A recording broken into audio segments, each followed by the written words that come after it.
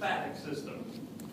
So I said immune system, now I'm saying lymphatic system. But we understand that the lymphatic system has really three main functions. So we started off this chapter saying one of those functions was relatively minor for us. It was absorbing fat from the digestive system. And we're really not going to talk about it any more than that.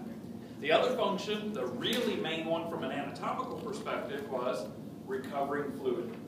We're constantly leaking out fluid through our capillaries all over our body to the tune of 2 to 4 liters a day. So we have to be constantly recouping that. So that was a big function. So we looked at the design of the lymphatic system, the vessels. We saw where we're going to dump that back into the vascular system. And now we're looking at, in order, the second big function, housing immune components.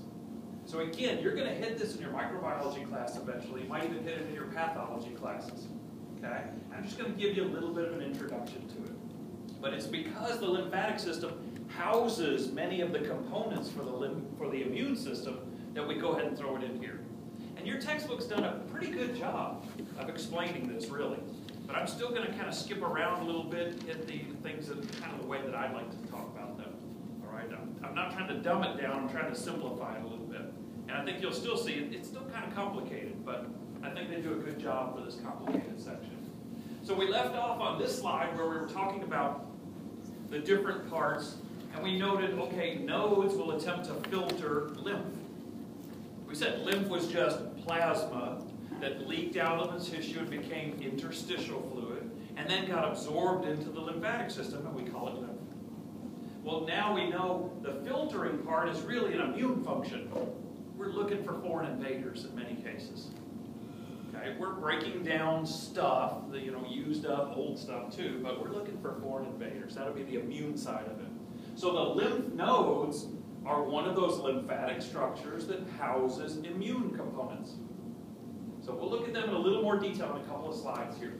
We said the spleen is also part of the lymphatic system. It's going to basically filter blood. It's going to look for foreign invaders in the blood. We'll get a little more detail on that in a minute. Tonsils and other mucosa-associated lymphatic tissue filters mucus, whether that's in the mouth or anywhere along the digestive system.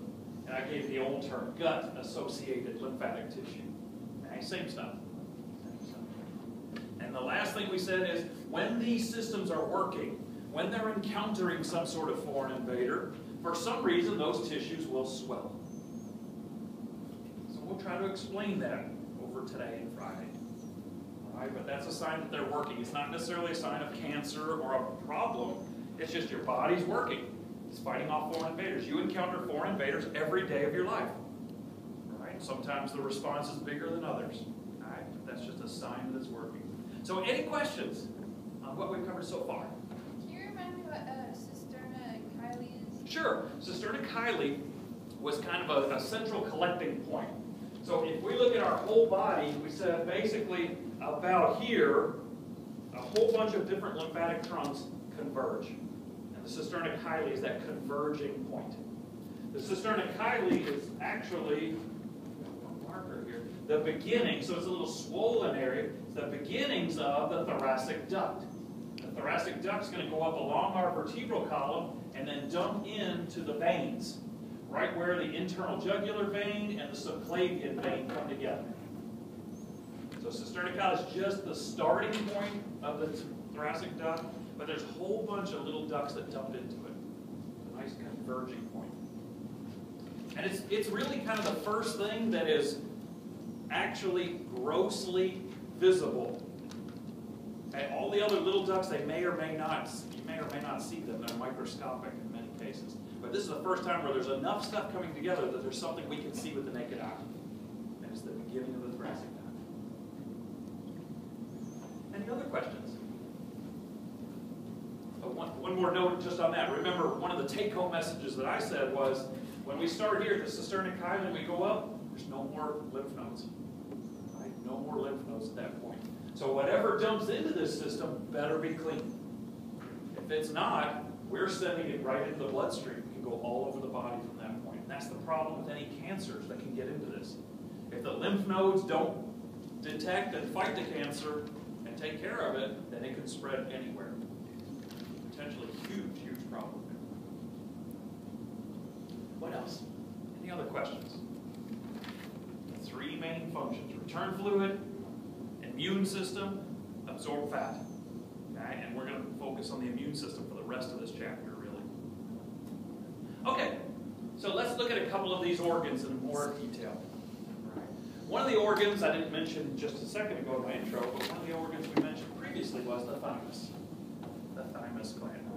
And I told you the legal case issue when we were doing the autonomic nervous system, about how a tumor in the chest, somebody said, oh, it looked like it could be a thymus. Well, this is a pretty nice picture.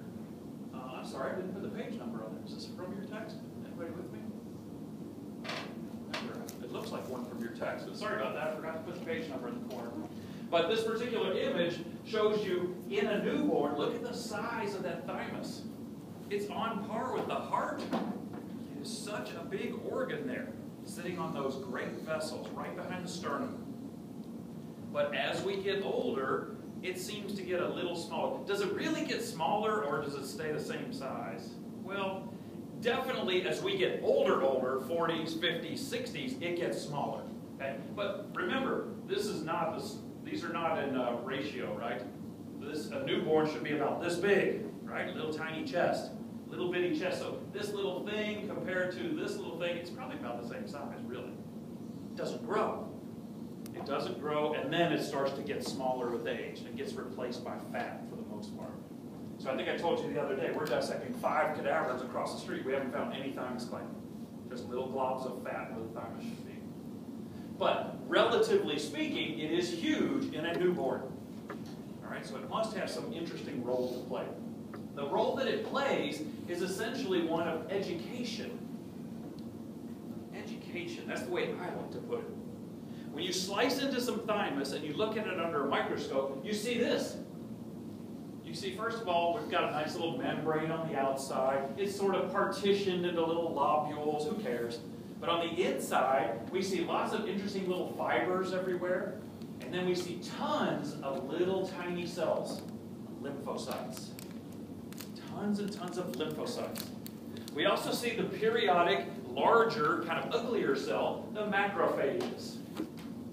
Those two cells I'm going to repeat over and over again. We see those in all lymphatic organs. Lymphocytes and macrophages. But in the thymus, we're usually not really trying to fight off any foreign invader. In this particular case, what happens is those lymphocytes are generally born in the bone marrow, okay, or in the liver. In a little kid, you produce blood cells in a couple of sites, okay, but in the bone marrow, in the liver. And at some point during their development, they tend to migrate to the thymus. Many of them, not all of them. Many of them migrate to the thymus and spend a little time there. So that's where I get this educational description. It's like, the little kid finally goes off to school. And the education that they learn, these lymphocytes that we will call T lymphocytes, because they spent some time in the thymus, these T lymphocytes, probably the most important thing they learn is, what is self? What is self? So all the David Porta lymphocytes, or not all of them, many of them, take a little pit stop in my thymus. And they learn, what is me? We don't want to fight our own cells. That's the important point. Now this is a pretty harsh school. Because in reality, what happens here, that's a nice gentle way to say it, is they learn what is self. So then when they leave the thymus, they won't fight our own cells.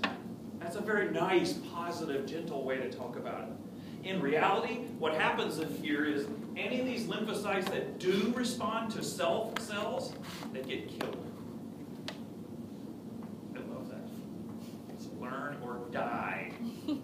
All schools should be like that. Every test should be life or death. Pass this test or die. Okay. Maybe not really, but wouldn't it be cool if everybody was that into it? But anyway, that's what happens. So the cells that do seem to respond to some self end up being killed here. The other cells multiply. So hopefully what we're left with, the ones that graduate and leave the thymus, won't fight our own cells. It's not always a perfect system. If some of the cells get out and they still might respond to our own tissue, that's what can cause what we call an autoimmune disease.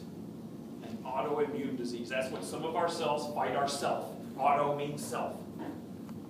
So we start fighting ourselves. I think I've mentioned this before, things like diabetes. A lot of people consider diabetes an autoimmune disease. We start to chew away at our own islets of Langerhans in the pancreas. And so then we have to manufacture our own insulin, or we have to take in our own insulin because we can't manufacture it. Okay? So that's it for thymus. Now, why does it degrade over time? Well, probably because once we've got this family of educated lymphocytes out there, then they can just undergo mitosis. Right? So we don't have to keep sending them to school. That's probably the idea there. So over time, we really don't need much of a thymus. So by the time we're 80 or 90, there's nothing left of it. But if you really look at the immune system of an 80 or 90-year-old compared to you guys, maybe it should stick around. Right? They tend to catch a lot more colds. They have a little trouble fighting off foreign invaders. So maybe that's a little flaw in the system. Maybe we should keep it around. I don't know. But that's all we'll say about the thymus. If we look at lymph nodes, I know the coverage of this is kind of weird. Thymus and now lymph nodes, but I'm going in the order of your textbook there, so I'm trying to at least keep pace there. But when we look at a lymph node, you studied a couple of lymph nodes for the lab practical. So you saw they were in the armpit, they were in the groin, but we also have them under the jaw. We have them around most major joints. There's usually a couple of lymph nodes. It's just a nice collecting point. You've got lymphatic capillaries bringing tissue. When you get to a joint, you can have multiple areas at once, so it's efficient to stick a filter there. So most of our joints have little lymph nodes around them. When we notice a lymph node, if you look at it under a microscope, you'll see all of the little ducts that come to it. The ones that empty into it we call afferent ducts or afferent vessels. So you see that on the little diagram on page 819. So they come into the filter. The ones coming out then we call efferent. And what I'd like for you to notice on this diagram, this isn't set in stone, but when you look at this diagram, how does the number of afferent compare to the number of efferent? Which is greater? Afferent. Afferents, right? Everybody sees that? A lot more afferents than efferents. The only reason that's important to me is because that tells me there must be a little pressure in the lymph node. If you got more things coming in and a smaller exit, there's got to be a little pressure in there, right? So we've got this little lymph node packed with cells, but we've got some pressure to push things through. Most of your lymph is composed of what? It's not cells or broken down cells. Most of your lymph was what? Water. It's fluid, right? So if we've got a little pressure here, even though this is packed with cells, because there's some pressure, the fluid can squeeze on through. Okay, that's the point there. So more afferents than efferents, there's a little pressure, and that's going to let the smallest stuff, the liquid, pass through pretty easily. When we look at it under a scanning electron microscope, we see this. This is what a lymph node looks like. What a cool shot. It's got this nice reticular tissue inside. So all these little reticular fibers, like a spider web. And then hanging on the spider web, we've got lots of spiders. Those spiders are lymphocytes and macrophages. Lymphocytes and macrophages. They're hanging out on the spider web. And just like a spider web is there to trap, not air, air passes through the web, right? So fluid is equivalent to air. Fluid passes right through. But any of the little cellular components in there hopefully get stuck to some part of the spider web. And then these cells, the lymphocytes and macrophages, can go over and attack it. It's very much like a spider web. Right? So that's what's going on in our lymph nodes. If I showed you a picture of that thymus, it would look almost identical under scanning EM, except there'd be even more cells. It doesn't do much filtering, but it's still got reticular fibers and the same cells hanging out. There's just a ton more lymphocytes in there going to school. If we look at tonsils and the other malt or galt, okay, they function the same way as a lymph node.